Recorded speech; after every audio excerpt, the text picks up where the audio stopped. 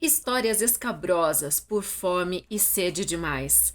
Hoje nós vamos analisar o 15 de Raquel de Queiroz, o primeiro romance publicado por essa escritora brasileira, ainda quando ela nem tinha 20 anos de idade, o que causou uma extrema surpresa no meio literário pela refinação de escrita, pelo vigor, pelo sentimento e pela clareza sem firulas que ela coloca, descrevendo esse fato histórico do Brasil, que foi a seca que assolou o Ceará no ano de 1915. Raquel de Queiroz nasceu em 1910, portanto, ela era apenas uma menininha quando esse fato histórico aconteceu. E o espaço é o agreste do sertão cearense, mais precisamente em Quixadá, onde exatamente a própria Raquel de Queiroz tinha uma fazenda, uma propriedade. Lá ela tinha a fazenda Não Me Deixes, onde mesmo após ela mudar para o Rio de Janeiro, pouco após a publicação do 15, ela todos os anos ia passar uma temporada na sua fazenda em Quixadá. Então a gente está em Quixadá, mas na casa da Dona Inácia, a mãe Inácia, e a primeira cena do livro é com a Conceição, a professora, que então vai retirando um livro da estante. Na verdade, ela retira uma pilha de 10 livros para escolher o que ela ia ler naquela noite. Todos os livros já decorados, lidos de frente para trás, de trás para frente. E ela até menciona que está na hora de renovar aquela biblioteca. Outros personagens importantíssimos, além da Conceição, é o primo dela, que é o Vicente. O Vicente é um vaqueiro que tem um sangue de vaqueiro, ele ama os animais e mesmo com toda essa dificuldade, ele segura até o último momento, dizendo que ele não iria abandonar os seus animais. E todo mundo vai saindo de Quixadá, vai saindo daquela seca, mas o Vicente permanece. Suas irmãs e sua mãe também vão para outra casa na cidade e o Vicente fica cuidando dos bichos.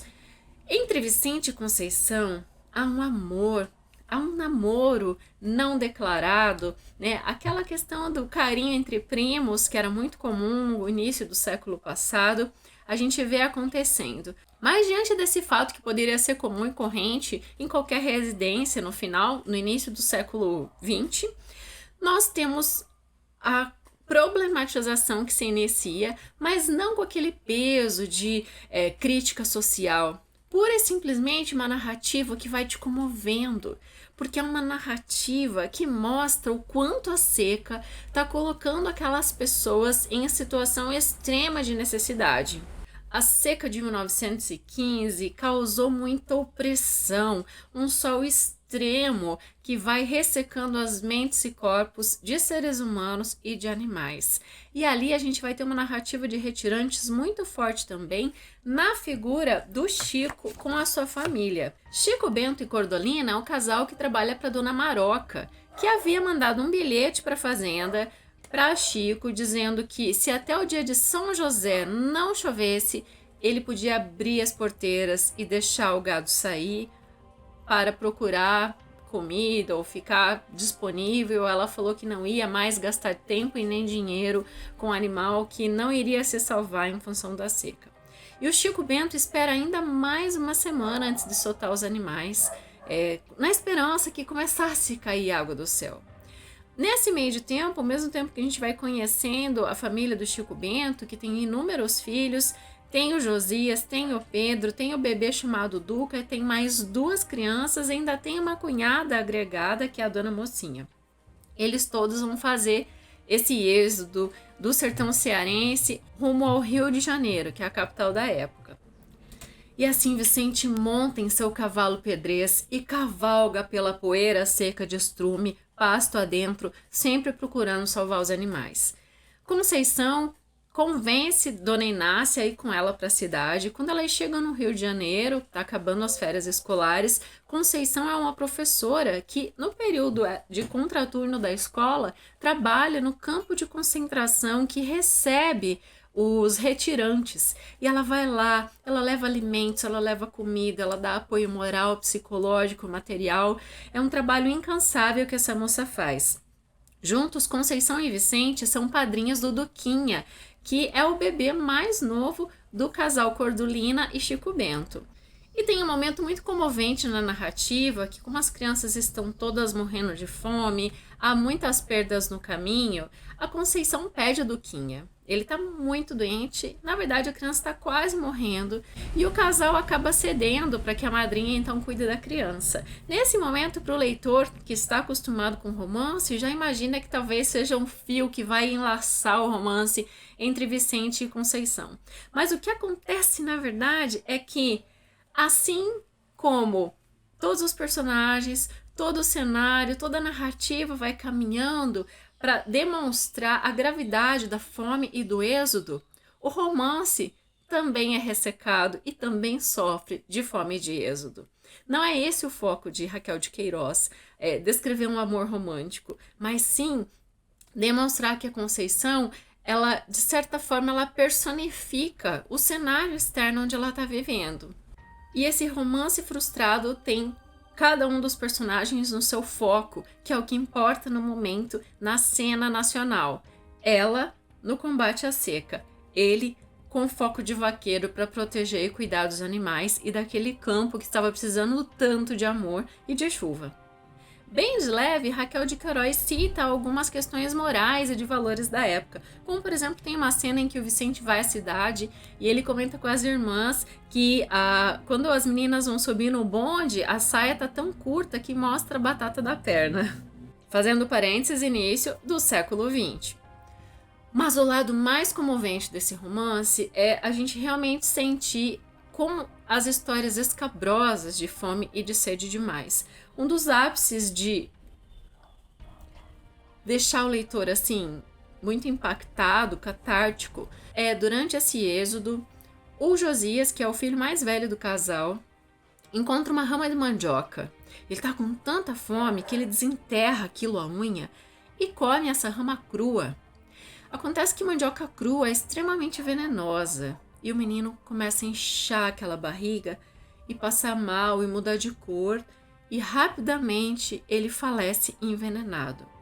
Esse deixar o filho, né, ter que sepultar o filho no meio do caminho é uma cena assim que deixa a gente em catarse. Realmente é uma das formas simples e cirúrgicas que a Raquel de Queiroz fez para nos mostrar, né, as consequências da seca, desse cenário natural brasileiro que a gente teve no início do século passado.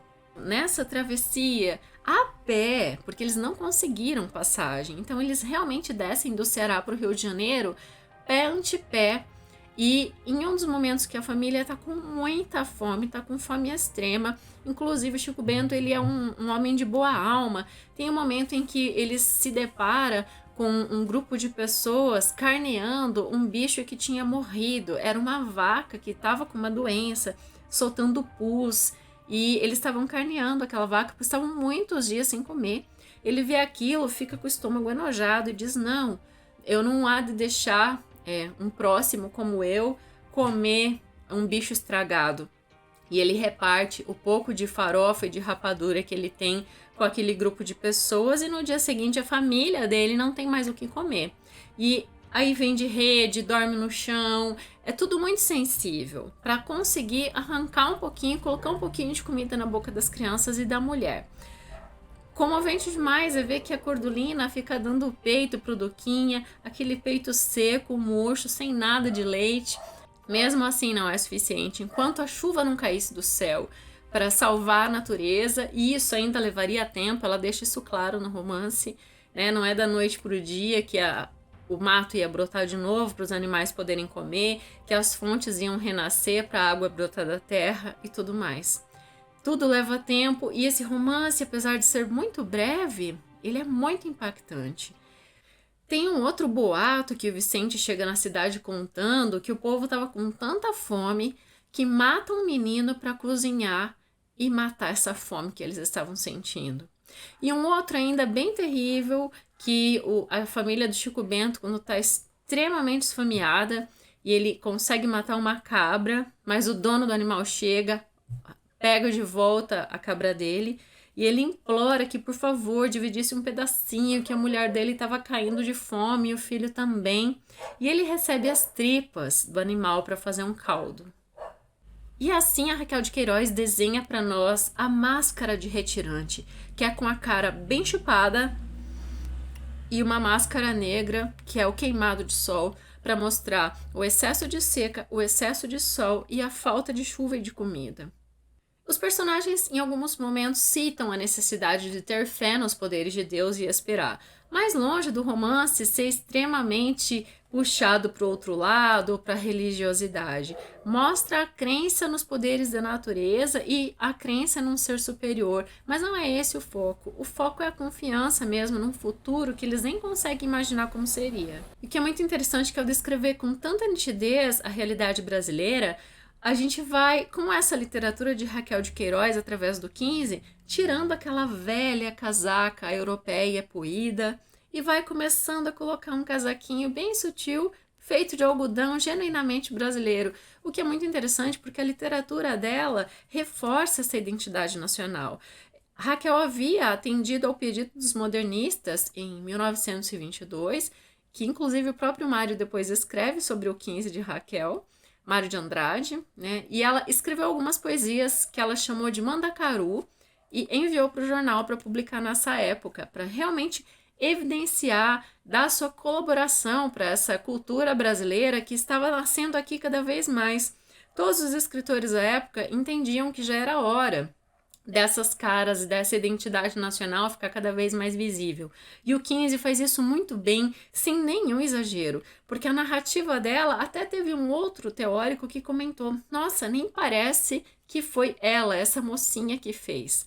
Então, em algum momento até se imaginou que tivesse outra persona por trás escrevendo esse texto, da forma como tão profundamente alcançou a alma dos brasileiros.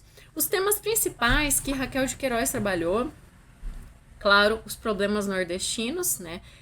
Sendo de lá, ela retratou isso muito bem, com muita propriedade. Também as figuras humanas, com essa máscara de nordestino, de retirante, com essa necessidade de ajudar o próximo que vemos tão forte em Conceição, e ainda os dramas sociais. Porque a fome e com a sede, parece que o ser humano ele se desfigura. É isso que a gente vê no romance, essa desfiguração humana, essa desumanização ao extremo em função de não ter uma necessidade básica biológica atendida, que é ter o que comer e ter o que beber. Eles nem se importam de não ter um teto sobre a cabeça, tendo um toco de árvore para se encostar já parece suficiente. Esse romance faz a gente entender, passar limpo realmente as necessidades da vida da gente e passar a valorizar mais o que a gente tem, por mais simples que seja. E mais um toque autobiográfico interessantíssimo que eu não poderia deixar de comentar é a profissão da Conceição professora e a Raquel de Queiroz também, né, como escritora, professora, ou seja, ela falava, ela navegava num território que ela realmente conhecia. E Conceição era inclusive mais velha que ela, a personagem começa o romance com 22 anos. Quem sabe essa não evolução do romance entre Conceição e Vicente também tem a ver com as próprias experiências da autora. Isso a gente jamais saberá, mas o fato é que ela passa uma mensagem muito tocante, muito chocante, muito sensível. É um romance com verbos precisos, com adjetivos jamais escritos gratuitamente, tudo tem sua razão de ser, é super enxuto e super profundo e tocante. Se você estava segurando esse joinha, está na hora de dar, e eu espero você sempre de volta aqui. Inscreva-se no canal para continuar estudando comigo e aprendendo mais sobre literatura brasileira, literatura estrangeira. É sempre um prazer receber você aqui. Espero que você se cuide e que volte sempre comigo.